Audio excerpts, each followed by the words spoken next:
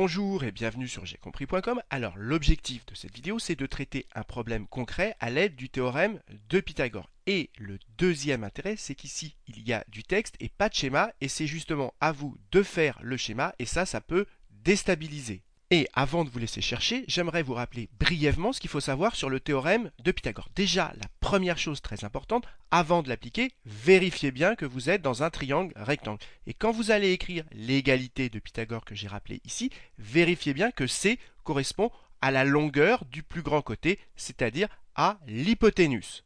Donc voilà ce que je voulais vous dire. Maintenant, appuyez sur pause, cherchez bien cet exercice et seulement après avoir bien cherché, regardez la correction.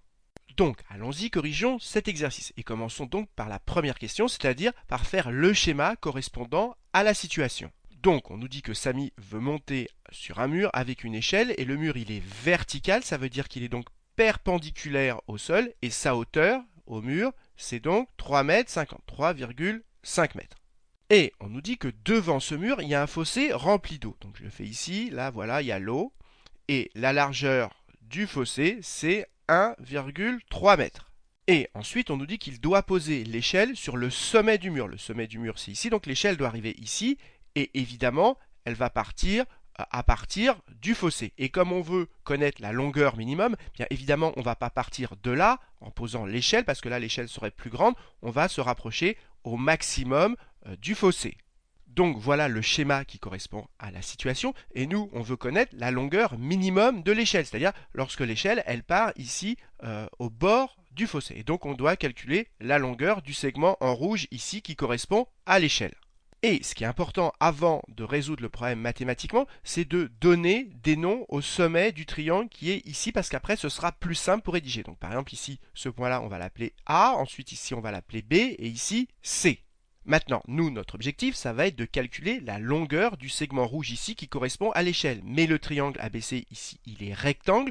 Et quand on a un triangle rectangle et qu'on connaît deux longueurs, c'est ce que j'ai rappelé ici, eh bien c'est simple de calculer la troisième longueur grâce à l'égalité de Pythagore. C'est ce qu'on va faire maintenant. Donc, je commence par écrire que j'ai vu que le triangle ABC est rectangle en B. C'est important de l'écrire avant d'appliquer le théorème de Pythagore. Et donc ensuite, je dis, donc d'après le théorème de Pythagore, on va avoir cette égalité. Et attention, j'insiste bien, C ici correspond à la longueur du plus grand côté, donc ici à AC. Donc j'écris que la longueur de l'hypoténuse au carré, AC au carré, la longueur de ce côté-là au carré, est égale à la somme de la longueur de ce côté-là, AB carré, plus BC carré. Et j'insiste encore une fois, quand vous appliquez le théorème de Pythagore, vérifiez bien que ici, c'est la longueur qui est toute seule, elle correspond à la longueur du plus grand côté, c'est-à-dire de l'hypoténuse, c'est-à-dire ici de AC. Ensuite, c'est très simple, il n'y a plus qu'à remplacer. La longueur AB, ici, elle vaut 1,3, donc ça fait 1,3 au carré, plus la longueur BC, la longueur de BC, et bien ici, elle vaut 3,5 au carré. Et ensuite, il n'y a plus qu'à prendre sa calculatrice pour calculer tout ceci. Au passage, je voudrais rappeler deux choses. D'abord, ici, AB, ça désigne la longueur de ce côté. Et quand on a une longueur, il n'y a pas de crochet. Donc ça, c'est la première chose. Ici, il n'y a pas de crochet, c'est important, sinon c'est une erreur. Deuxièmement, il faut savoir à quoi correspond un carré. Quand vous écrivez 1,3 au carré, ça veut dire tout simplement 1,3 que multiplie 1,3. Et surtout, ne dites pas, parce que parfois on le voit, il y a des élèves qui pensent que 1,3 au carré, ça veut dire 1,3 fois 2. Ça, c'est complètement faux. 1,3 au carré, c'est 1,3 que multiplie lui-même. Et si vous faites le calcul, vous n'avez pas besoin de moi pour le faire avec votre calculatrice. Vous tapez 1,3 que multiplie 1,3, vous allez trouver 1,69. Et 3,5 que multiplie 3,5, ça fait 12,25. Et si vous faites la somme des deux, vous allez trouver 13,94.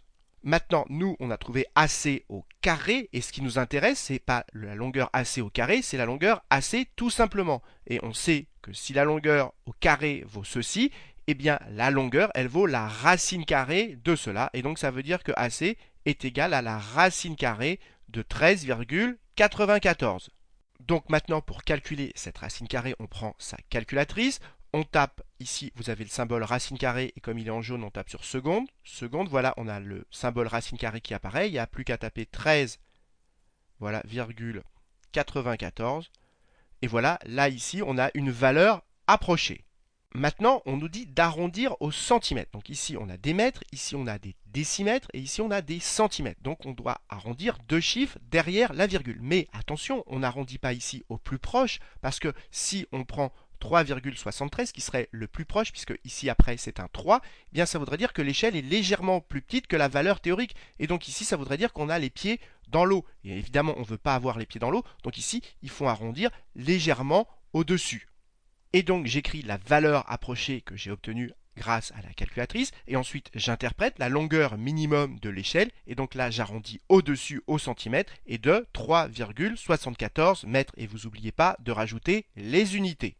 Donc ici, il y avait une petite subtilité sur la façon d'arrondir. On n'arrondissait pas au plus proche, mais ici, il fallait arrondir au-dessus. Donc voilà, j'espère que cette vidéo vous a été utile et comme d'habitude, si vous l'avez appréciée, n'hésitez pas à la partager et à la liker.